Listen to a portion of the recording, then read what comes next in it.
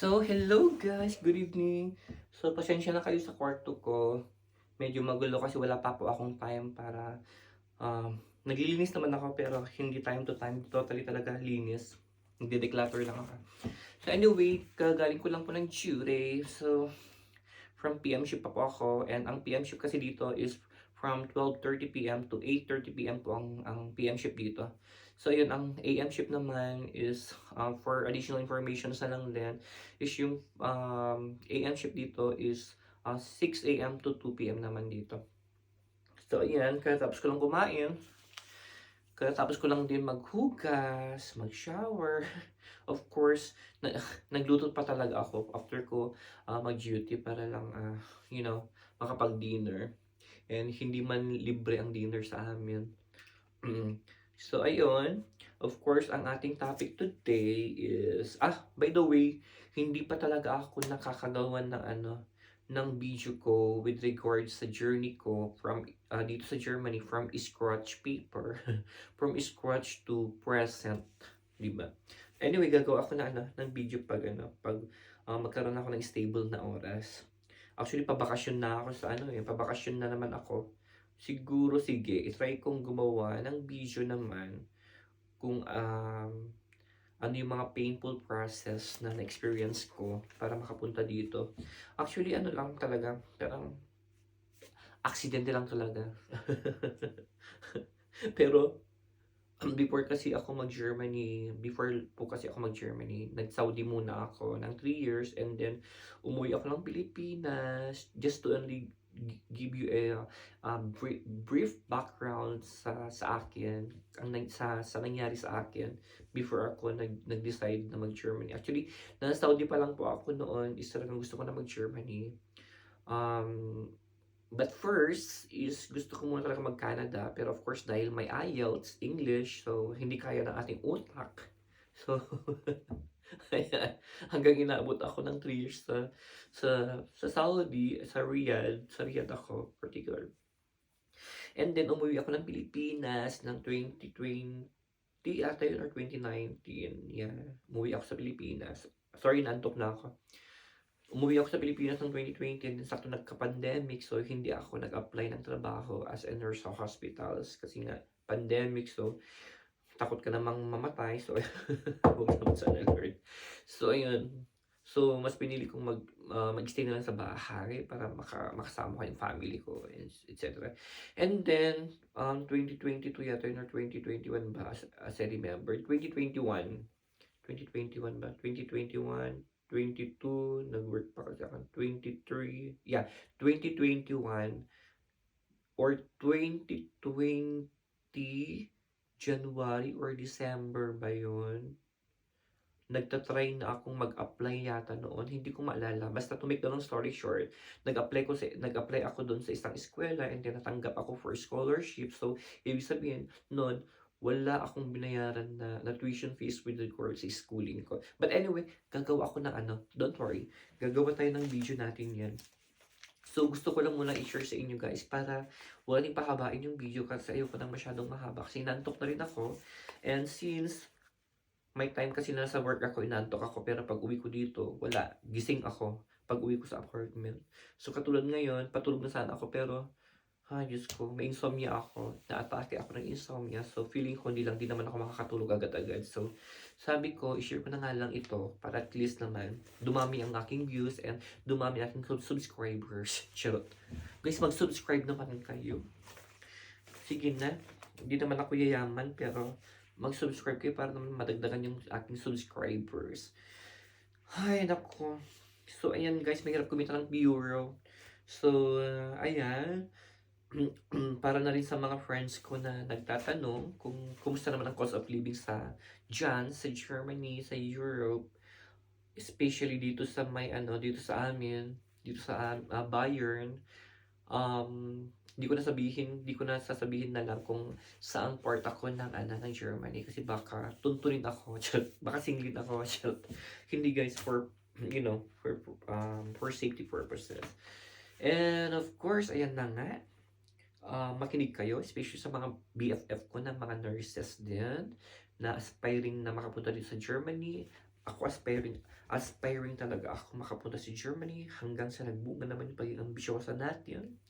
So itong hawak-hawak ko ngayon guys, um, is a payslip. Okay? Dito lahat nakalagay yung mga ah, taxes, yung mga insurances, lahat ng mga binabawas sa sahod namin.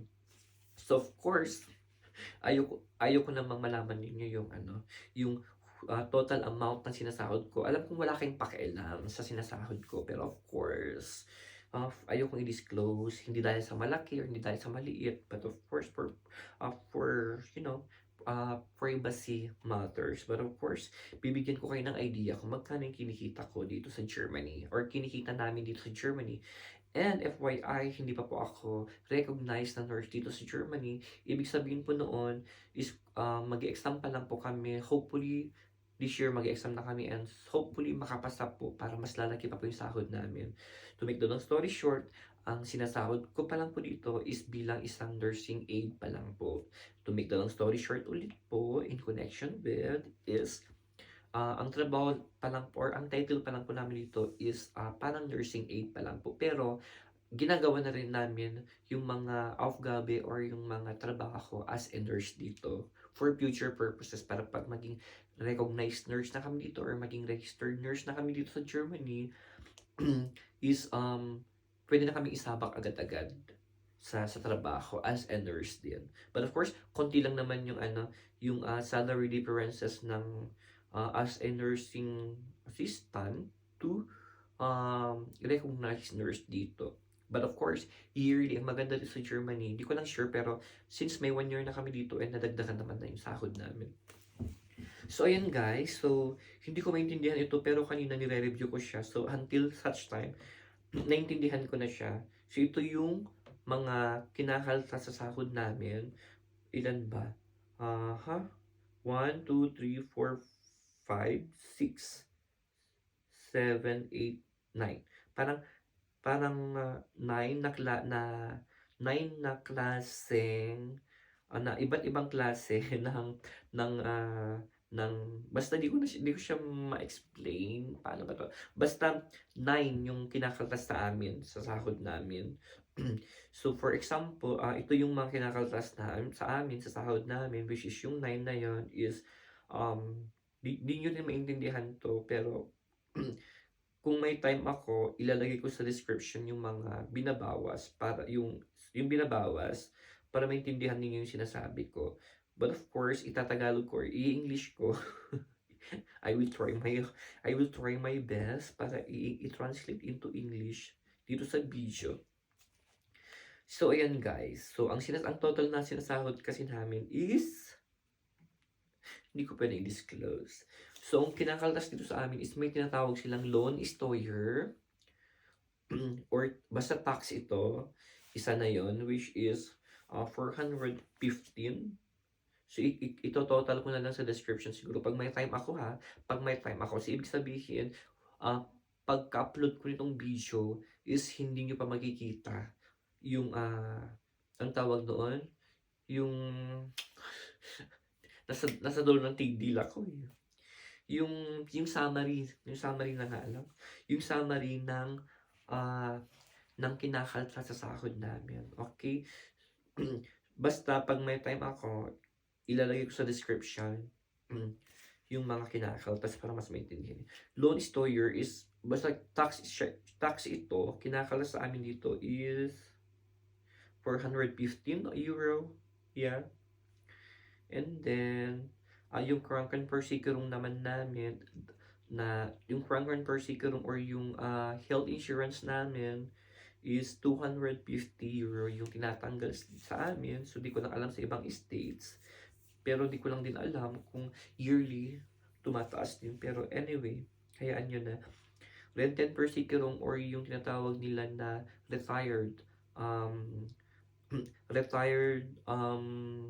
insurance. Meron kang retired insurance dito para at least pag tumanda ka, meron kang kumbaga parang meron kang inaasahan na magbabayad sa mga hospital bills mo, unsubayta pag tumanda ka. Rentenversicherung means retired insurance. So, 300 plus yung kinakaltas sa amin. And then meron pa, ang maganda dito sa Germany guys, meron din silang Arbeitslosenversicherung. Ito naman yung pag mawalan ka ng trabaho, meron kang insurance. So, 30% yung kinakaltas sa sahod namin. So, 44 plus yung kinakaltas sa amin monthly sa Arbeitslosenversicherung or yung mga pag mawalan ka bigla ng trabaho. And then, Pflegeversicherung naman, ano bang pagkakaiba ng Plege at saka Krankenversicherung? Basta, Pflegeversicherung guys is insurance din siya with regard sa health din. Parang health insurance din yata yung Pflegeversicherung.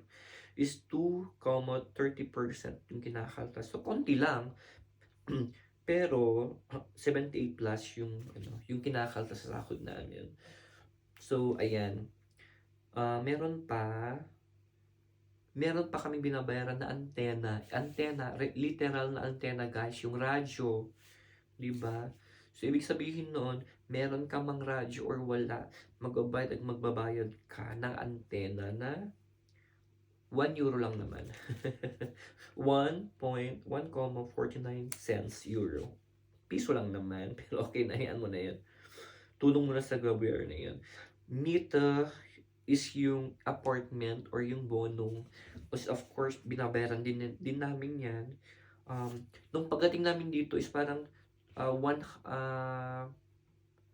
may kasama kasi ako noon, so naghati kami. So 100 plus lang kami na binabayaran. And then habang parang last year lang siya tumaas kasi nag-separate na kami, umalis na yung kasama ko. So binabayaran ko na is 200 plus. So until this year na naman, nadagdagan na naman siya. So naging 300 plus na yung binabayaran ko sa bonong. So 26 or 24 square meter. Basta di ko na maalala.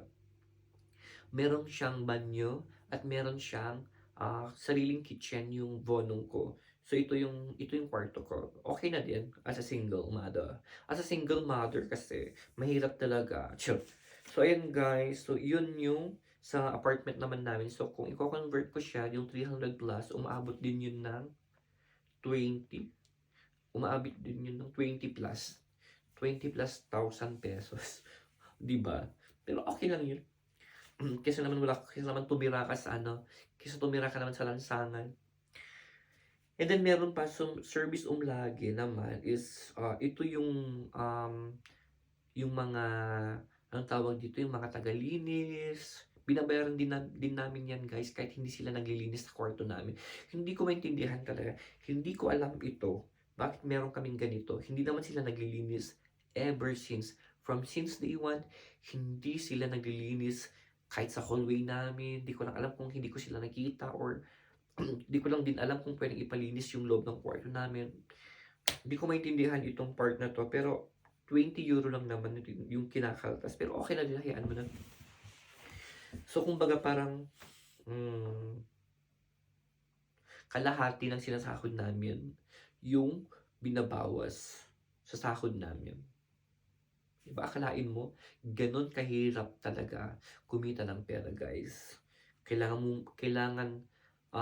mo talagang makihati yung gobyerno sa sinasahod mo. But worth it naman kasi alam mo kung bakit. Kasi pag nasa Germany ka guys, pwede kang mag-travel. Kung baka parang bonus na lang din yung mag-travel ka nearby country ng Germany. So sa amin kasi dito sa Germany, katabi namin is Austria. Katabi din namin Switzerland. Malapit lang din ang Italy sa amin, ang Czech Republic, malapit lang din ang France, malapit.